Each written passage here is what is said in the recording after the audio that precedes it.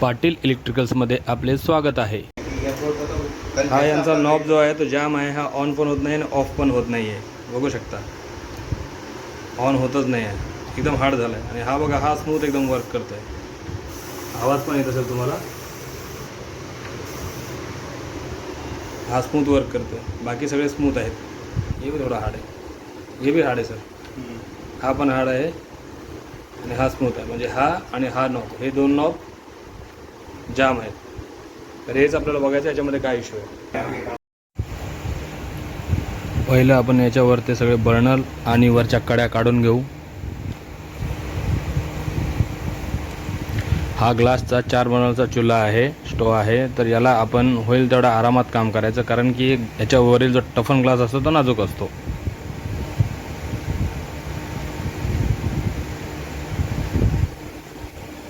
याला हाताळताना खूप काळजी घ्यावी लागते। बघू शकता मी याला उलटं केलं आहे। आता मी याचा कॉक माझ्या हिशोबाने चेक करून घेणार।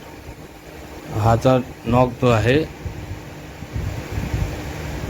तो जाम का झाला आहे त्याचे कारण मी आता पहिले शोधणार आहे। मॅक्झिमम टाइम असं होतं की हा नॉब जो आहे त्याच्या आतील ग्रीस किंवा ऑइल लिक्विड हे 3 पदार्थ असतात, ते जेव्हा सुकतात तेव्हा तो नॉब जाम होतो। तर या ठिकाणी मी पहिलं बघणार आहे काय कारण आहे, आणि त्यानंतर टेस्टरच्या सहाय्याने याचा नॉब जो आहे तो बाहेर काढून घेणार आहे। बघा मी नॉब हा बाहेर काढला आहे। चेकनट, नॉब, स्क्रू हे 3 आपण बघू शकता मी बाहेर काढले आहेत। आता मी याच्या कॉकच्या आतील स्पेंडल बाहेर काढणार आहे। मी ते तुम्हाला दाखवणार आहे। बघा मी स्पेंडल बाहेर काढलं आहे। एका कपड्याच्या सहाय्याने मी चांगल्या प्रकारे साफ करून घेतो आणि मग मी तुम्हाला हे दाखवतो।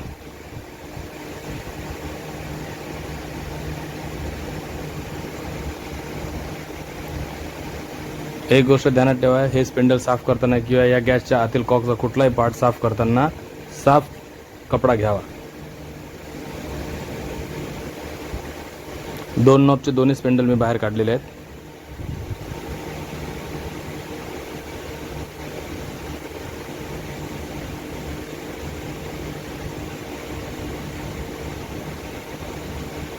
हे चांगल्या प्रकारे साफ झाल्यानंतर याच्यावर मी माझ्याकडे असलेला ग्रीसचं लिक्विड त्याची एक कोटिंग करणार आहे।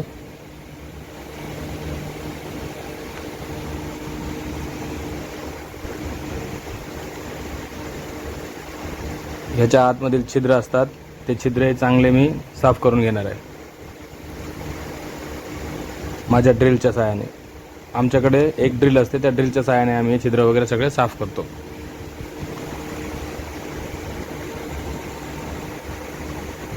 सगळं झाल्यावर हा चुल्हा मी सरळ करून घेतला आहे। आता मी याच्यावर जे जे घनगडी बर्नर जे काय होतं ते परफेक्ट लावणार आहे आणि त्यानंतर मी याची टेस्टिंग घेणार।